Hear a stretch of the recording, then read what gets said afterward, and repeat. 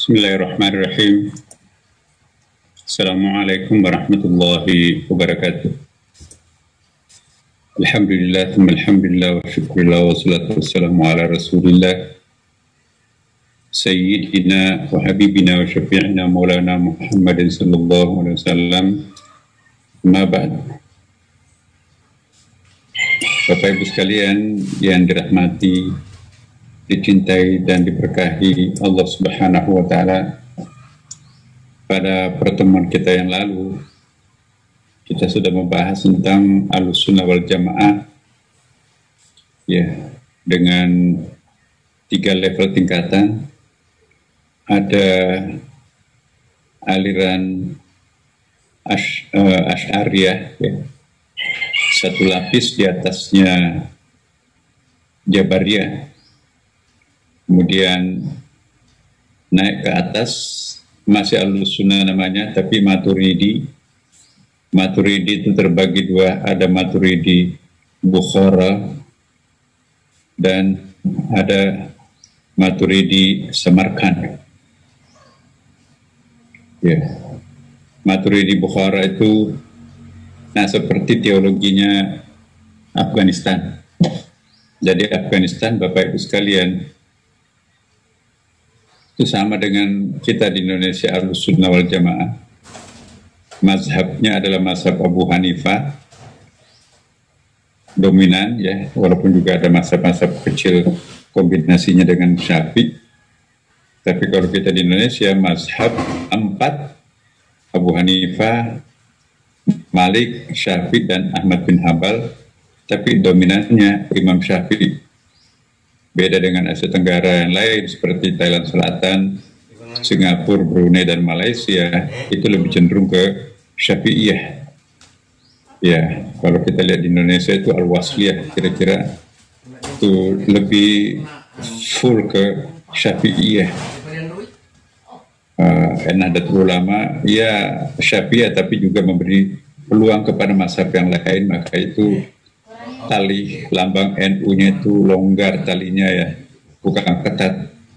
Kalau Syafi'iyahnya itu mungkin dianggap tidak kontekstual lagi, pindah kepada mazhab yang lain. Apakah itu Abu Hanifah, apakah itu Malik, ya itulah NU. Kalau dia ke Mekah, dia masuk mengikuti mazhab Malik, karena memang ada tempatnya. Tapi kalau dia ke bepergian, Turki, mazhabnya Hanafi, ya ikut mazhab Hanafi.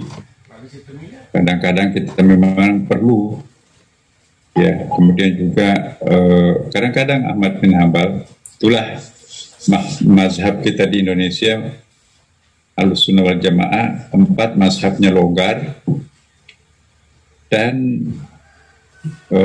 Ahlussunnah wal Jamaahnya 3 lapisnya juga longgar.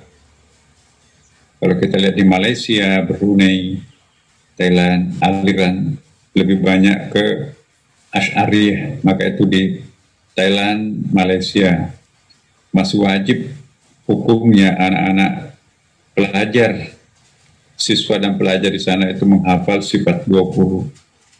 Sifat 20 itu kan itu sangat Asy'ariyah. Nah, kita pun juga dulu waktu masih kecil di pondok pesantren, sifat 20 itu juga dihafal. Tapi belakangan setelah ada pengembangan teologi, ya ada faktor, terutama faktor kehadiran Gus Dur ya, membawa pembaharuan pemikiran, bersambut juga dengan adanya ulama-ulama fikih kita yang sangat kontekstual seperti Profesor Ki Haji Ali Yafi ya, ikut memberikan warna. Ulama NU yang paling pertama membahas tentang fikih lingkungan hidup itu adalah Profesor Ki Haji Ali Yafi, dan itu luar biasa. Kita doakan Pak Ki Ali Yafi, sekarang hampir 100 tahun umurnya, masih memorinya bagus ya, masih bisa membaca tanpa pakai kacamata, masih menulis, cuma tidak bisa berdiri lama karena kaki, tidak bisa juga duduk lama karena tulang belakang Tapi kalau kita datang sangat mengenal, sepertinya nggak lupa sesuatu, menghafal Qurannya juga bagus, nulisnya juga bagus ya. Itulah kalau orang yang terlatih memorinya, maka itu tidak akan pernah pikun. Maka itu rajinlah belajar Bapak Ibu, rajin pengajian, insya Allah tidak akan pernah pikun. Kita lihatlah Profesor Haji Ali Afif. Ya, saya ingat juga salah seorang tokoh kita yang baru saja meninggal, Ibu BMG, istrinya Pak MG. BMG itu juga hampir 100 tahun masih kuat ikut pengajian kita ya. Pertanyaan-pertanyaannya itu kadang-kadang nggak disangka-sangka tinggi banget, tapi sampai akhir ayatnya itu masih bisa main kartu, main latihan otaknya tuh. Jadi orang yang terlatih, terstimulasi otaknya tidak akan pikun, dan olahraga otak itu penting Bapak Ibu sekalian. Nah, termasuk kita di sini kita membahas masalah filsafat ini, sebetulnya ini kan masalah pemikiran. Ya, anak-anak muda ini, anak-anak S1, wah itu jagoan S2. Tapi ini Bapak Ibu sudah berumur tapi masih mau mengkaji tentang filsafat dan pemikiran seperti ini. Alhamdulillah banget itu ya, bisa latihan untuk mempertahankan daya dukung dan otaknya itu ya, nanti bersambungan satu sama lain. Nah, kita di Indonesia, tadi saya katakan Afghanistan itu mazhabnya Abu Hanifah, mazhab fikihnya ya, aliran teologinya itu Maturidi Bukhara seperti ini. Tetapi mazhab politiknya itu mengikuti Wahabiyah. Jadi keras. Mati orang satu itu gampang tuh. Masya Allah, mungkin juga dulu waktu kita zaman penjajahan itu ya, tembak-menembak gampang sekali, orang mati itu nangisnya sebentar, habis itu ya beraktivitas lagi. Nangis sih nangis kayak di Palestina. Ya. Mayat tiba-tiba muncul lagi di pinggir jalan. Oh, Masya Allah, jadi mati itu biasa. Apalagi kalau dikaitkan dengan mati syahid. Satu keluarga dibantai di Afghanistan itu ya. Saya waktu itu mau meresmikan pesantren yang kita buat di Kabul Selatan ya. Kami ya, kalau berangkat jam 9 pasti kita kena bom juga tuh. Karena ada satu truk bom meledak, seluruh tim pendahulu kita di sana itu pokoknya diserang dengan pakai serangan senjata dan bom mobil. Nah, jadi kita selamat karena kita tertunda kepergiannya. Memang ada yang intelijen, mungkin intelijen atau siapalah. Kita jangan biarkan dulu tim pendahulu mau ngecek obatnya apa, ada masalah nggak. Ternyata tim advance kita yang mendahulu kita itu kena bom.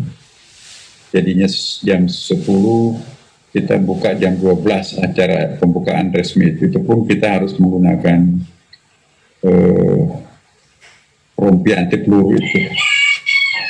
Udah tinggal di hotel anti peluru, kacanya semuanya anti peluru, jeepnya pun anti peluru, pakai lagi apa itu topi baja dan baju rompi yang panjang besi itu berat sekali, dan kita nggak pakai hotel anti peluru itu, tapi kita nginapnya kita diminta ke apa ya namanya itu di bawah, yang bawah tanah itu ada kayak tunnel, ada gua di bawah tanah, di atasnya anti peluru, tapi kita belum, karena kalau anti peluru itu kalau bom besar, bom mobil itu enggak mempan. Teman-teman kita di sana itu sudah kocak kacir, ada yang keluarga yang membangun pondok pesantren, guru-gurunya itu ada yang ke Amerika, ada yang ke Jerman, ada yang ke Pakistan, udah bercerai, anak-anaknya itu juga ada naik pesawat Pakistan, ada naik pesawat Amerika. Jadi belum ketahuan satu keluarga itu mencar-mencar ke beberapa negara. Nah, kita bersyukur sekali Bapak Ibu sekalian punya Indonesia yang tenang seperti sekarang ini, maka itu kita jangan acak-acak lah bangsa yang sangat kita sayangi ini. Nah, kembali lagi ya bahwa kekuatan akal menurut mereka itu dominansi sebetulnya Maturidi Bukhara itu, tapi garis politiknya itu mungkin karena faktor penjajahan ya, karena mereka menganggap seluruh orang asing itu juga penjajah, misalnya Rusia. Jadi Taliban itu jamak daripada, kalau bahasa Arab itu Tulabun, kalau bahasa Persia itu Taliban itu jamak daripada talab mahasiswa. Jadi mahasiswa. Jadi kelompok-kelompok mahasiswa itu yang membuat satu kesatuan, mempengaruhi masyarakat, jadilah kelompok Taliban. Jadi itu mahasiswa sebetulnya. Tapi sudah puluhan tahun yang lalu melawan Rusia itu kelompok kampus-kampus ya, melawan Rusia, berhasil memang mengusir Rusianya. Tapi Talibannya kan sekarang sudah tua-tua itu. Dulu kira-kira 20 tahun yang lalu masih mahasiswa, sekarang sudah senior. Masih menggunakan istilah Taliban, kelompok mahasiswa. Karena sekarang sudah pada tua-tua itu ya. Nah, inilah kita lihat sekarang ini, kita nggak tahu Taliban itu sebetulnya bukan garis keras ya, teologinya itu Ahlus Sunnah, sama dengan mirip Indonesia lah. Teologinya pun juga Maturidi Bukhara ya. Cuman garis politiknya, fikus siasanya itu, karena mereka berhadapan dengan penjajah, pulang Rusianya pergi, Amerikanya masuk, setali tiga uang orang dulu bilang. Ya namanya orang asing menguasai pusat-pusat perminyakan, pusat-pusat kekayaan, ya nggak mungkinlah Rusia membiayai segala macam tanpa ada kepentingan, mungkin minyak, mungkin tambahan dan sebagainya. Sama juga dengan Amerika, ya ada kepentingan, ada hegemoni regional di situ yang ya strategi militer, peran taktik strategi melawan Rusia kan. Jadi Afghanistan itu pusat pertahanan yang strategis. Ya, jadi semua punya kepentingan. Akhirnya Taliban ini tidak suka terhadap Rusia, tapi juga akhirnya tidak suka dengan Amerika. Walaupun yang membantu mengusir Rusia itu adalah Amerika, tapi belakangan Amerikanya juga diusir seperti sekarang ini kan. Walaupun ada konsesi-konsesi tertentu, tetapi ya Taliban yang pernah menggabung dengan Bin Laden juga ikut mengambil bagian sekarang ini di sana, walaupun juga kelompok moderatnya ada bagian dari pemerintah pun juga sekarang dipilih-pilih ya. Nah jadi itulah, tapi kita nggak tahu berapa lama Afghanistan dipimpin oleh rezim antara ini, kita nggak tahu. Yang jelas masih sangat tidak stabil. Teman-teman kita di sana itu juga mengesankan tambah banyak anak yatim di situ sekarang ini. Karena pembunuhan kita nggak tahu, karena medianya sudah nggak ada lagi di situ yang bisa kita akses. Orang luar susah masuk ke situ itu. Mungkin ada pembantaian, tapi kita nggak dengar. Yang jelas bahwa resiko sebuah negara yang baru merdeka atau baru mengusir penguasa sebelumnya, itu pasti akan ada darah mengalir, betul. Nah, kita kembali ya bahwa Maturidi Samarkand itu lebih moderat sedikit ya. Kira-kira kalau kita urut anak tangga, Jabariyah yang paling pertama teosentrik, kemudian Asy'ari selapis di atasnya, Maturidi Bukhara di atasnya, kemudian lapis keempat di atasnya Jabariyah itu adalah Maturidi Samarkand. Maturidi Samarkand ini urutan keempat, anak tangga keempat. Anak tangga kelima itu ialah Mu'tazilah. Mu'tazilah ini urutan anak tangganya yang kelima. Apanya yang diukur, yaitu kekuatan akal di dalam rangka menentukan kehidupan. Nah, mari kita lihat Mu'tazilah. Panjang pembahasannya Mu'tazilah, tapi saya kira bukan itu yang kita akan tuju di sini, hanya memperkenalkan garis-garis besarnya saja. Saya tidak ceritakan ceritanya siapa pendirinya, sebab ini akan memakan waktu yang sangat banyak, 1 semester ini kalau di perguruan tinggi. Hanya ingin saya mapping pemikirannya kayak apa ya. Jadi menurut Mu'tazilah atau biasa disebut dengan liberal itu, akal itu sudah mampu mengetahui Tuhan. Sama juga sih dengan Ahlus-Sunnah ya. Kekuatan akal itu bisa memahami Tuhan. Yang agak berbeda, mengetahui kewajiban terhadap Tuhan. Akal mampu menemukan ini wajib dan ini haram.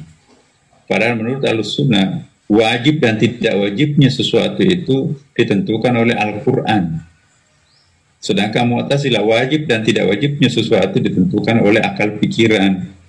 Walaupun nanti Al-Quran itu mengatakan hal yang sama, jadi Al-Quran itu melegitimasi atau sebagai kekuatan konfirmasi. Apa itu informasi? Jadi begini, Mu'tazilah menganggap bahwa Al-Quran itu adalah konfirmasi. Konfirmasi itu untuk bertanya apakah akal benar, uji apa kata Quran.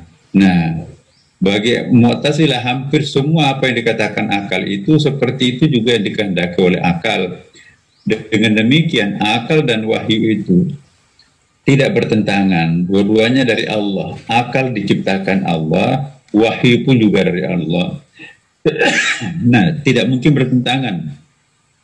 Tapi kalau Ahlus-Sunnah, walaupun akal itu punya kemampuan untuk mengetahui yang baik dan yang buruk, tapi akal tidak bisa mewajibkan suatu ajaran, hanya boleh menganjurkan.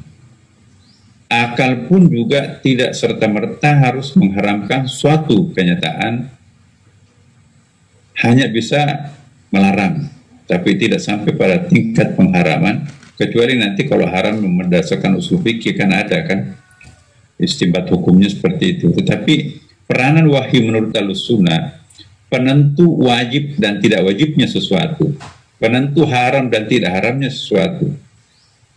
Ya, kenapa babi haram? Karena menurut Ahlus-Sunnah ada ayatnya, lahmal khinzir, ya kan. Ya, tapi kalau tanya Mu'tazilah, kenapa babi itu haram? Yo, macam-macam lah. Dia babi itu memang struktur dagingnya mirip dengan manusia. Jadi kalau kita makan babi itu sama dengan makan manusia. Babi itu punya bakteri, punya virus lah yang sangat berbahaya bagi manusia. Biasa kita sebut cacing-pita atau Tenascalium ya kalau dalam bahasa Latinnya itu. Nah, itu sangat berbahaya, terutama untuk menyerang penyakit kulit dan sendi-sendi tubuh, dan sangat tidak sehat daging babi itu. Maka itu Mu'tazilah mengatakan tanpa ada informasi dari Al-Quran itu haram, akal pun sudah mampu mengatakan babi itu jangan dimakan. Ya. Nah, itulah Mu'tazilah. Kehadiran Al-Quran hanya sumber konfirmasi. Ya. Sedangkan Ahlus-Sunnah, Quran itu sumber informasi.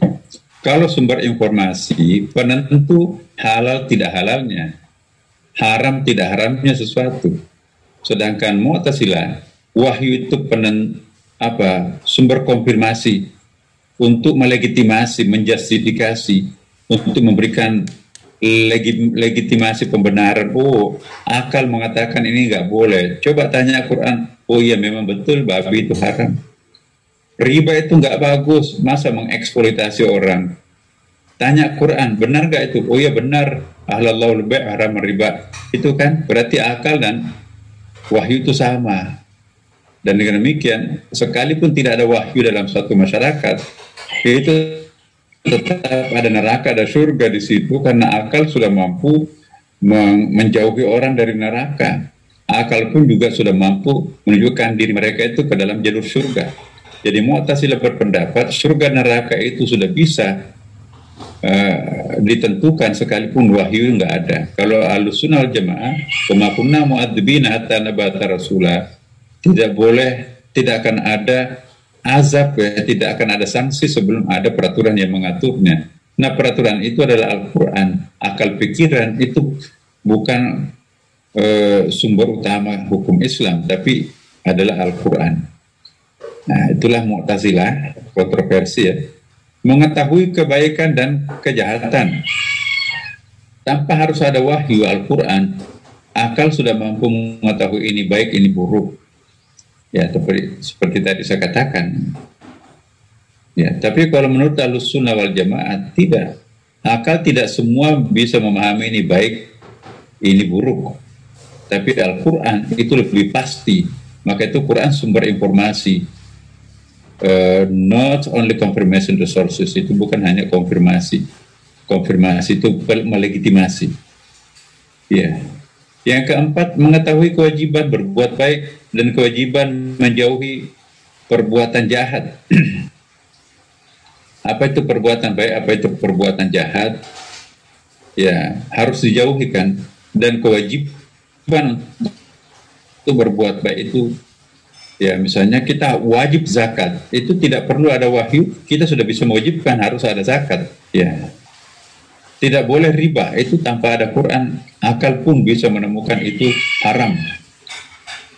Jadi tidak boleh orang beralasan, aku tidak beragama Islam, aku tidak menjalankan syariat Islam karena nggak ada ustadz yang sampai kepada aku. Di mana ada akal bekerja, di situ sudah sama dengan wahyu dan sudah ada surga dan nerakanya di situ. Satu sisi sih sebetulnya baik Mu'tazilah ini, tetapi kita juga melihat kelemahan Mu'tazilah yang paling fatal ialah ya semuanya serba akal. Nah, agama itu kan tidak akal minded, tidak akal oriented, tidak akal full. Ada hal-hal yang sifatnya di luar ketentuan akal. Nah, yang kebalikan Mu'tazilah itu adalah Jabariyah. Jadi Mu'tazilah dengan Qadariyah ini seolah-olah Tuhan itu sudah selesai tugasnya. Ibaratnya pabrik mobil, ya sudah diselesaikan semuanya, sudah apa ya namanya itu quality controlnya dites dulu ya, baru dibawa ke showroom. Showroom itu begitu kita kasih bensin mobil itu, kasih kunci kontaknya, jalan tuh. Dulu perlu indrayan, sekarang nggak perlu indrayan, mobil baru sekarang canggih itu. Handphone ya. Jadi begitu kita pasang kartu, itu langsung bisa nelpon kemana-mana itu. Jadi sudah selesai tugasnya pabriknya untuk menciptakan mobil, menciptakan handphone. Tugas selanjutnya adalah penggunanya. Jadi Allah sudah selesai tugasnya menciptakan manusia dengan kecerdasan-kecerdasannya. Tergantung manusia nanti mau masuk surga atau neraka, itu sudah cukup baginya karena ada kecerdasan melekat pada dirinya sendiri. Nah, tapi kalau Ahlussunnah wal Jamaah belum tentu, ya. Kita harus menunggu tanpa ada tegas dari Al-Quran. Jangan ikut mengatakan itu wajib. Walaupun zakat itu wajib, tapi kalau ada orang di suatu tempat yang tidak membayar zakat dan tidak pernah sampai dakwah Nabi kepadanya, itu enggak ada sanksinya. Ya.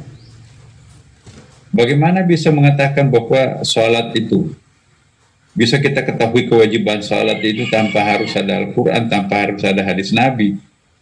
Kan orang perlu tahu caranya sholat itu bagaimana. Sholat itu adalah ungkapan terima kasih atau tanda syukur kepada Allah akan amal-amal yang kita lakukan. Tetapi kalau kita nggak tahu kaifiatnya, caranya sholat itu seperti apa, jadi punya kelemahan banyak Mu'tazilah itu. Tapi Mu'tazilah juga berpendapat bahwa ya biqadri qulihim, sesuai dengan kemampuan kita. Kalau cara sholatnya dulu orang seperti itu, ya kita juga eling atau kita bisa menurut kebiasaan apa yang berlaku, dan itu menyembah Tuhan itu bisa. Memang kemampuan kita apa adanya. Jadi jangan memaksakan terhadap sesuatu yang di luar kemampuan kita. Karena kita kan nggak ada Al-Quran. Nah, kecuali kalau sudah sampai dakwah Nabi, itu ada pertanggungjawaban. Wah, itu jangan main-main dengan Mu'tazilah, itu jago debat itu. 1 banding 10 itu bisa menang Mu'tazilah itu. Kenapa? Dia sangat menguasai ilmu mantik, ilmu logika, ya kan. Nah, kalau sedangkan kita ya pada umumnya hanya hafal aja, nggak ada analisisnya. Pada umumnya ikut, ya nurut aja apa kata ustadz kita. Begitu disuguhi pertanyaan mendasar, dimintai dalil, logika, nggak jawab kita kan. Mu'tazilah itu dia kuasai betul itu. Maka itu jangan main-main terhadap kelompok-kelompok liberal. Kalau setengah jadi berhadapan dengan kelompok liberal itu bisa mati langkah. Nah, tapi bagi kita yang Ahlus Sunnah, ya, saya kira kita juga sudah cukup bekal kok sekarang ini. Ya, logika kita juga cukup canggih, Ahlus Sunnah wal Jamaah ini. Ya, jadi jangan khawatir. Insya Allah tuntunan kita sebagai pengikut Ahlus Sunnah wal Jamaah ini sudah sangat kokoh. Nanti kita bicara tentang ikhtiar, ya. Kalau Mu'tazilah itu ya doa itu nggak terlalu penting. Bahkan itu doa itu hanya untuk menguatkan hati aja. Percuma Anda berdoa, bukan doa yang menghasilkan karir, bukan doa yang menghasilkan kesuksesan. Doa itu hanya kontribusinya sedikit sekali, hanya psikologis yang memberikan kekuatan batin aja. Jadi kayak cek kosong, ya. Kita itu sudah dapat fasilitas dari Allah, tergantung Anda mau gunakan kemana. Kayak cek kosong mau isi berapa tergantung Anda, itu Mu'tazilah. Ya, tetapi kalau Ahlus Sunnah, iya sih cek kosong, tapi ketentuannya berat. Syarat-syaratnya apa gitu, banyak sekali. Akhirnya kita perlu memang bantuan Tuhan untuk mengisi cek kosong itu. Bantuan Tuhan yang kita harapkan itu dalam bentuk doa. Jadi kalau orang yang berdoa tanpa doa itu bukan Ahlus Sunnah. Ada orang nggak mau berdoa, itu dua. Apakah itu Jabariyah, apakah itu Mu'tazilah. Nah sekarang banyak tuh anti doa itu. Kok orang dilarang berdoa, padahal Quran itu perintah orang berdoa itu banyak banget. Uda'uni astajib lakum. Uda'u. Ya. Itu jamak di situ kan, berdoalah bersama-sama, itu kan jamak. Udah ini astajib lakum, kami akan terima doa-doanya. Nah masih ada saudara-saudara kita melarang kita berdoa setelah assalamualaikum pada kabur tuh. Ya, imam-imam Mekah, Madinah itu teman-teman saya banyak ya. Ya, apalagi yang baru-baru ini itu sahabat-sahabat kita. Nah, saya sering diajak ke kamarnya, ya termasuk Syekh Sudais itu ya. Kalau saya ke Mekah, itu diajak ke kantornya ya, diperkenalkan segala macam. Jadi sesudah salam itu pulang ke kamarnya, di situ dia berzikir. Ya di situ dia berdoa. Kenapa? Karena kalau dia panjang-panjangin zikirnya di depan Ka'bah, orang sudah buru-buru pesawatnya mau pergi. Sementara orang mau tawaf wada, nggak boleh tawaf, karena kan orang masih salat itu ya, masih wirid, masih baca doa. Akhirnya waktu kita itu ya susah terkontrol kalau panjang wiridnya. Coba 10 menit setiap sesudah salat kali 5, berarti kita harus punya waktu 50 menit untuk berzikir. Belum lagi doa, kalau doanya panjang-panjang, ya bisa sampai jumlah penggunaan Ka'bahnya itu dimonopoli oleh praktek sunat, sementara ada yang wajib ya untuk bertawaf ibadah ya mau dilakukan. Jadi begitu assalamualaikum memang Makkah Madinah itu pergi, karena orang Madinah juga mau ziarah kubur kok mau pulang. Nah kalau kita zikiran di situ nggak bisa orang beranjak, nggak bisa orang lewat kan. Nah itulah banyak faktor teknis di situ. Tidak bisa dijadikan dalil bahwa orang kita ikut Mekah. Masjid Mekah nggak pakai basmalah, kita juga ikut-ikutan nggak pakai basmalah. Padahal kapan Saudi tidak pakai basmalah? Itu setelah Wahabi berkuasa kan. Sebelum Wahabi berkuasa 200 tahun yang lampau, waduh, jangankan basmalah, kunutnya panjang-panjang. Bahkan dalam sejarah Fathu Makkah itu ya, bukan Futuhatul Makkiyah, itu tasawuf ya, Fathu Makkah ya. Nah itu 2 jilid, itu dijelaskan bahwa sebelum Wahabi berkuasa itu sangat-sangat kuat itu diminyakin Ka'bah itu, bahkan tawafnya itu pakai marawis, lagu-lagu daerah masing-masing, sambil selawat, sambil ya berzikir itu. Nah sekarang nggak boleh lagi seperti itu karena dikuasai oleh Wahabi. Nah jadi mazhab yang banyak. Jangan kita sampai saling mengkafirkan, saling memusyrikkan, saling membid'ahkan, itu nggak bagus ya dalam masyarakat plural seperti sekarang ini. Kalau mau ya silahkan diam-diam aja, nggak usah sampai mengkafir-kafirkan, membid'ahkan orang. Sebab orang itu juga punya dalil. Ya, saya sih menghimbau kepada teman-teman kita itu, janganlah di institusi yang sudah mapan dalam masyarakat kita kayak Mi'raj, halal bihalal, maulid Nabi, jangan dibid'ahkanlah. Bagaimana anak muda kita kelas orang-orang milenial ini mau paham tentang Nabi kalau nggak tahu siapa nabinya kan? Kelas kita itu anak-anak di SD itu cuma berapa jam? 3 jam pelajaran, 3 jam. Nggak mungkin bisa belajar tentang muamalah sampai rukun iman, rukun Islam itu cuman berapa? 12 kali pertemuan. Belum lagi belajar ngajinya kapan. Nah kalau kita nggak memberikan penjelasan tentang sejarah Nabi, nggak ada waktu sejarah Nabi diceritakan secara tuntas di sekolah. Nah, cara yang paling efektif untuk memperkenalkan Nabi itu adalah di Maulid Nabi. Ada hikmah, ada uraian singkat tentang Rasulullah sebelum lahir, ketika ia hamil, ibunya mengandung ketika ia dikandung oleh ibunya, ketika ia bayi, remaja, pemuda, sampai wafat. Jadi secara kronologis itu dikisahkan, itu hanya di Maulid Nabi itu. Ada hikmah maulidnya, apa iktibar yang kita bisa ambil. Jadi ada uraian sejarah Maulid Nabi, ada hikmah Maulid Nabi itu 2. Nah kalau ini kita lakukan di depan publik kita, anak-anak kita, Masya Allah, itu pelajaran gratis yang sangat bermanfaat. Terus terang ya, orang mencintai Rasulullah itu bukan karena jam pelajaran-belajarnya di sekolah. Orang mencintai Rasulullah termasuk ibu-ibu itu karena peringatan Maulid yang selalu kita perdengarkan. Nah kalau maulidnya dibid'ahkan, nggak boleh, karena itu nggak pernah dilakukan Nabi. Akhirnya nanti orang buta sejarah Nabi. Ya tak kenal maka tak cintakan. Jadi biarkanlah masyarakat kita di Indonesia ini memperingati maulidnya, nggak usah dilarang-larang lah. Ya, Mi'raj Nabi hampir sama kok fungsinya itu.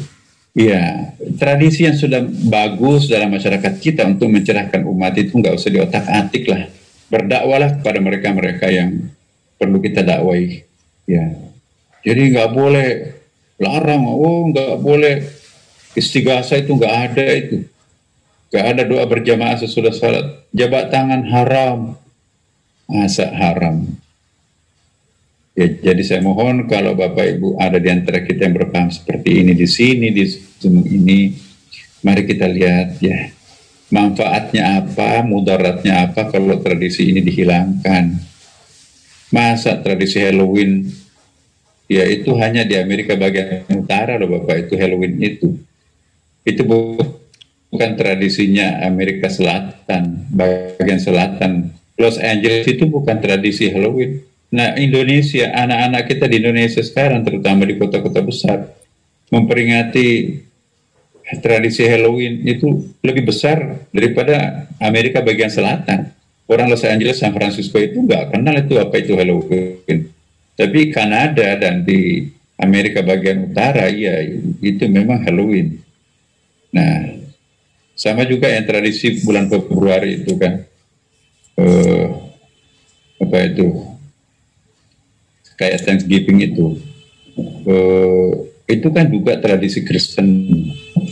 Oh, berkasih hari, berkasih kasih sayang. Ya, kenapa itu menjadi fenomena dalam masyarakat kita? Itu kan tradisi Kristen. Walaupun message-nya juga mungkin ada positifnya ya, tapi kok Nabi diperingati nggak boleh. Valentine Days-nya di mana-mana terjadi sekarang. Coba sampai ada yang minta supaya hari Valentine Days itu diliburkan anak sekolah. Di Amerika nggak ada libur karena Valentine Days. Padahal di situ kan pusatnya tuh Valentine Days-nya tuh. Di sini sampai minta, ayo kita liburkan aja hari Valentine Days. Itu sudah sampai kebangetan. Merajnya nggak boleh, maulidnya nggak boleh, halal bihalal nggak boleh, Valentine Days, Halloween nggak dilarang gitu ya. Jadi mohon maaf Bapak Ibu sekalian, ya ini terpaksa saya harus sampaikan di sini, bukan berarti kita anti pluralis ya. Silahkanlah Bapak Ibu berdakwah, tetapi ya yang sudah menjadi positif dalam masyarakat kita untuk pengembangan mempertahankan akidah umat, monggo silahkan diterusin aja ya. Kecuali kalau misalnya ada yang sinkretik. Sinkretik itu artinya apa ya?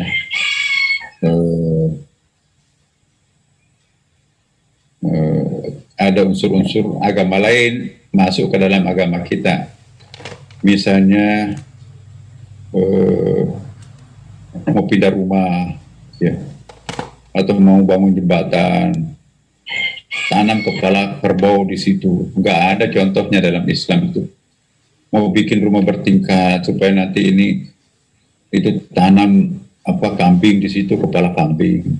Nggak ada itu tradisi mirip Hindu sebetulnya. Itu yang nggak boleh lah. Ya. Tapi kalau kita sudah pindah rumah, ngundang teman-teman kita itu sambil kita baca rawi, ingat Nabi, kita bersyukur atas nikmat Allah, nggak apa-apa. Pindah kantor baru juga, jangan dianggap itu bid'ah. Ya, kita kan mengusir setannya kan. Ya, susah sih sebetulnya kalau saya menjelaskan panjang ini ya. Ya, kita ingin menggantikan penghuni baru ya. Jin digantikan dengan malaikat. Daripada jin yang menjaga rumah, lebih baik kita gantikan malaikat. Caranya seperti apa? Rumah yang sering dipakai selawatan, rumah yang sering dipakai azan pengajian, rumah yang sering dipakai baca Quran, yasinan, itu akan kelihatan seperti bintang cemerlang oleh para penghuni langit. Tapi orang yang tidak pernah kedengaran pengajian di dalam rumah, yaitu gelap gulita. Maka itu Nabi mengatakan, jangan jadikan rumahnya seperti kuburan. Rumah seperti kuburan ialah rumah yang nggak pernah kedengaran sholat berjamaah di situ, nggak ada suara azan di rumah itu. Istana sih ya, tapi itu sarang setan. Rumah yang tidak pernah baca surah Al-Fatihah, nggak pernah ada sholat di situ, itu markas iblis tuh. Tapi kalau sekalipun gubuk, tapi di situ sering ada ngaji bareng dengan keluarganya malam Jumat, Masya Allah, malaikat melihat dari langit ketinggian itu seperti bintang yang gemerlapan.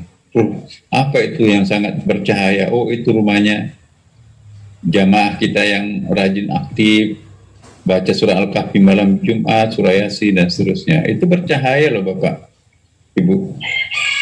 Nah, kembali lagi kepada kekuatan akal ini ya. Mu'tazilah berpendapat bahwa akal itu sangat penting peranannya karena itu seolah-olah paralel dengan wahyu. Jadi orang mempunyai wahyu, mengakui Mu'tazilah mengakui wahyu, tapi hanya konfirmasi, pelengkap lah, kira-kira seperti itu. Orang nggak mungkin bisa sesat kalau punya akal, punya wahyu. Tapi masih bisa orang tersesat kalau hanya punya akal, maka itu akal wahyu diperlukan oleh Mu'tazilah hanya untuk konfirmasi. Ahlus Sunnah berpendapat wahyu diperlukan untuk informasi. Nah, kita lihat Muhammad Abduh. Nilai lagi ini. 2 tingkat lebih liberal daripada Mu'tazilah. Bisa bayangkan Bapak Ibu. Mu'tazilah itu menjadi fenomena di Indonesia ini sampai secara teologis itu kita banyak meninggalkan tetangga. Malaysia, Singapura, Brunei, dan Thailand Selatan. Saya nggak tahu terakhir ini Timur Leste ya, karena itu masih ikut Indonesia beberapa waktu yang lalu. Mungkin juga ikut-ikutan di Indonesia. Itu sudah sangat longgar. Ya. Apa kata Muhammad Abduh? Akal itu bukan hanya fungsinya 4 tapi 6. Berarti Mu'tazilah, dia lebih Mu'tazilah 2 lapis daripada Mu'tazilah itu sendiri. Padahal inilah yang menguasai UIN, IAIN, perguruan tinggi agama Islam. Kurikulum kita itu banyak mengandung pemikiran Muhammad Abduh. Ada tafsirnya Muhammad Abduh, disertasinya dibahas oleh Pak Harun Nasution dan Pak Quraish Shihab. Pak Quraish Shihab disertasinya membahas dari segi pemikiran tafsir, Harun Nasution membahas dari aspek teologinya.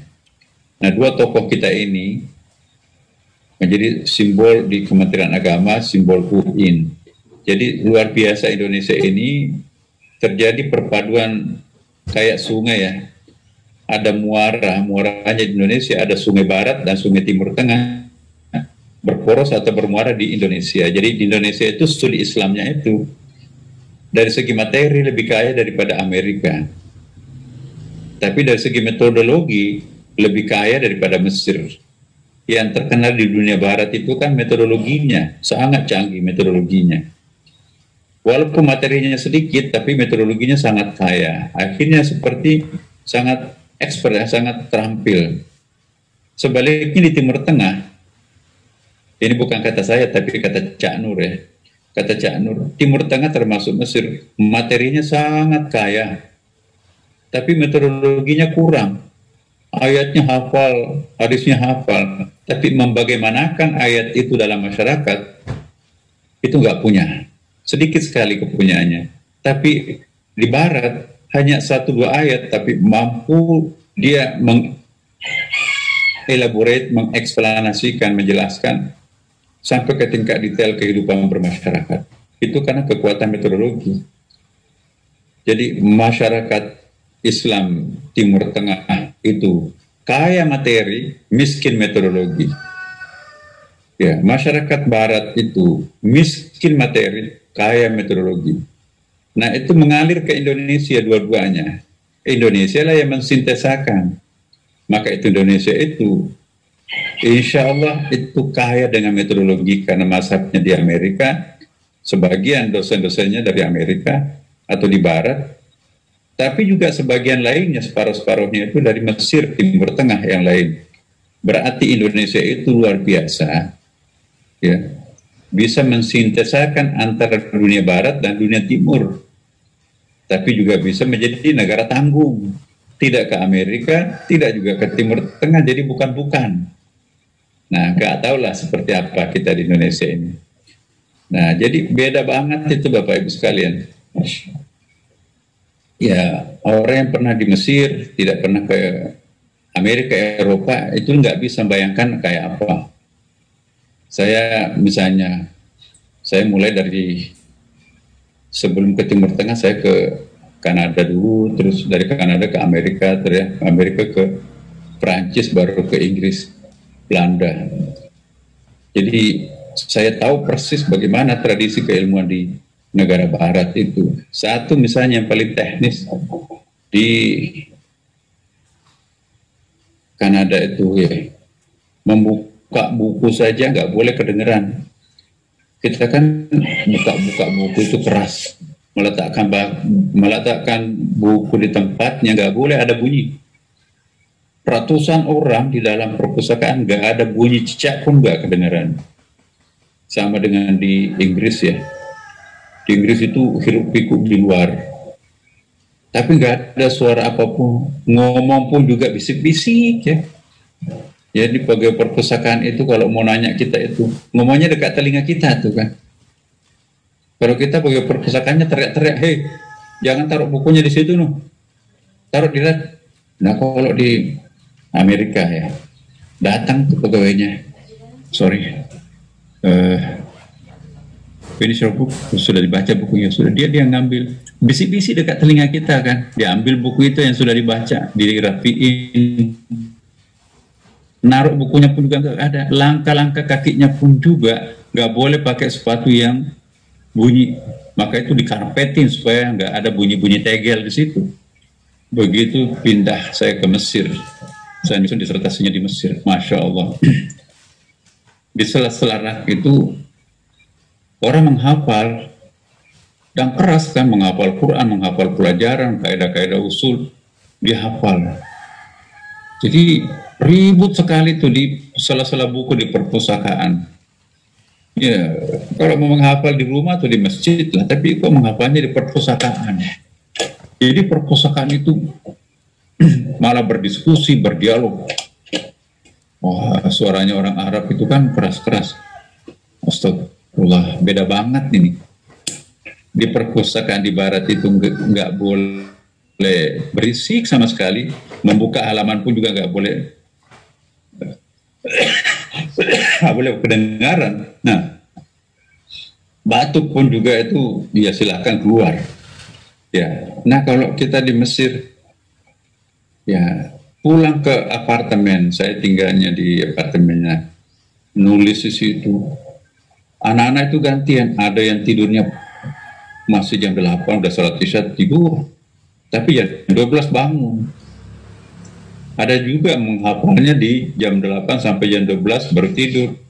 Jadi kita yang membutuhkan keheningan, jadi seperti 24 jam itu berisik. Tengah malam menghafal, tapi lain mahasiswanya yang tadi tidur awal itu kan, gantian dia rupanya. Nah, jadi ini satu contoh ya bahwa di Barat dan di Timur itu memang dunianya sangat berbeda. Tapi asyik mereka bisa membaca dengan khusyuk, sekalipun ribut di sampingnya. Tapi kalau orang Barat itu nggak bisa khusyuk itu. Malah kalau kita ribut, misalnya kan ada teman-teman, ini orang Indonesia ini suka gitu tuh. Kalau di perpustakaan dia ketemu sama orang Indonesia, lupa diri kalau ini perpustakaan. Jadi protesnya teman-teman orang-orang di situ tuh pulang. Dia pindah ke meja lain. Ini dasar orang Asia ini. Ketemu dimanapun perpustakaan juga ngerumpi, melulu nggak membaca. Perpustakaan itu membaca, bukan diskusi. Pakai bahasa Indonesia lagi kan. Jadi mereka nggak paham. Atau kalau ada yang kasar-kasar, dia tegur kita kan. Nah kalau di sana, Masya Allah. Nah inilah sedikit contoh ya Bapak Ibu sekalian. Nah kembali lagi ya bahwa Muhammad Abduh ini luar biasa. Peranan akal itu sangat-sangat komplementer ya. Walaupun Muhammad Abduh itu tetap menghargai, menghormati wahyu. Buktinya dia menulis tafsir Al-Manar, walaupun juga tafsir Al-Manar itu hanya ditulis sampai surah An-Nisa pertengahan ya. Yang melanjutkan itu muridnya namanya Syekh Muhammad Rashid Ridho. Jadi tafsir Al-Manar karangan Muhammad Abduh. Padahal sesungguhnya yang paling banyak menulis itu Rashid Ridho muridnya. Tapi dirinya Rashid Ridho sebagai murid dan dirinya sebagai pribadi beda. Rashid Ridho ketika ia merdeka menguraikan pendapatnya berbeda dengan gurunya, tapi ketika menamatkan tafsir gurunya, dia mengikuti jalan pikiran gurunya, yaitu Syekh Muhammad Abduh, menurut pemikirannya. Jadi tafsir Al-Manar karangan Syekh Muhammad Abduh, padahal yang menyempurnakannya muridnya Rashid Ridho. Kata Rashid Ridho, aku menulis berdasarkan alam pikiran guruku Muhammad Abduh. Kalau mau baca pikiranku, lihat tafsir yang aku bikin sendiri. Nah, itu enak tuh. Mengetahui Tuhan dan sifat-sifatnya itu Abduh. Mengetahui adanya kehidupan di akhirat, itu tanpa harus ada wahyu. Abduh itu mengetahui kebahagiaan jiwa di akhirat tergantung pada mengenal Tuhan dan berbuat baik.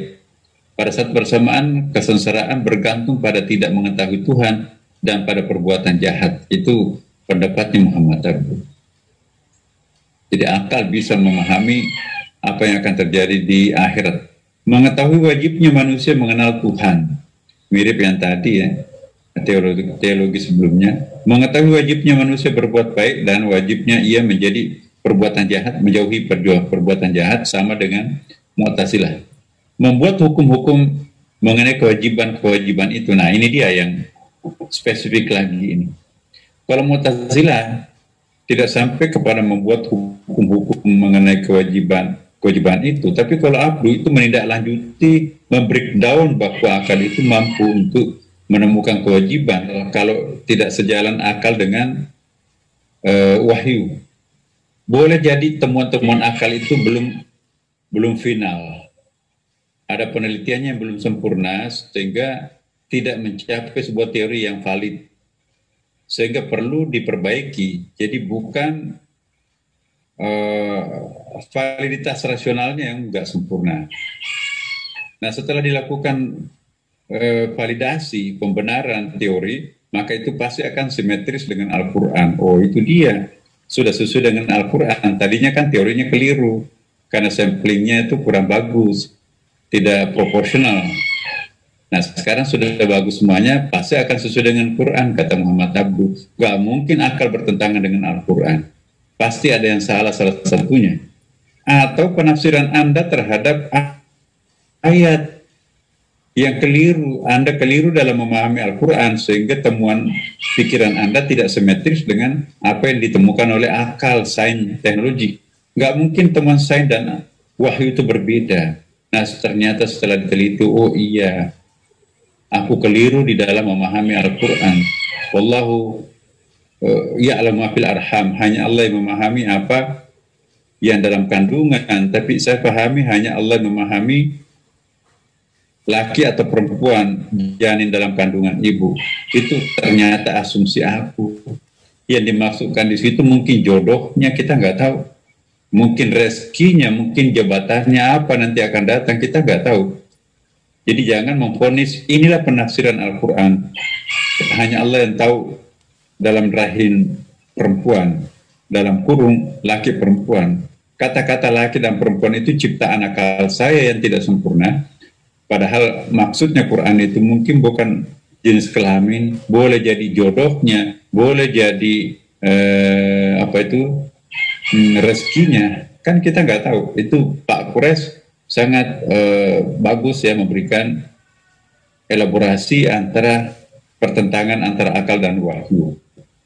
Jadi Pak Kures itu punya kekuatan abdu yang sangat bagus ya. Maka itu tafsirnya Pak Kures itu sangat ijtimai, sangat sosiologis ya.